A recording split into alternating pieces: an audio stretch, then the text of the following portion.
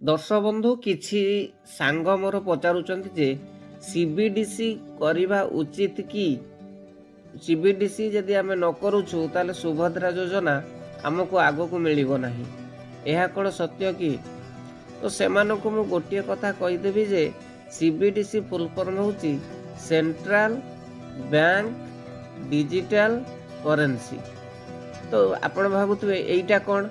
ଏଇଟା ହେଉଛି ଗୋଟେ ଗଭର୍ଣ୍ଣମେଣ୍ଟ କେନ୍ଦ୍ର ସରକାରଙ୍କର ଯେମିତିକି ଆମର ଅନଲାଇନ୍ର ଟ୍ରାଞ୍ଜାକ୍ସନ୍କୁ ଉତ୍ସାହିତ କରିବା ପାଇଁ ସେ ସୁବିଧାଟା ଆଣୁଛନ୍ତି।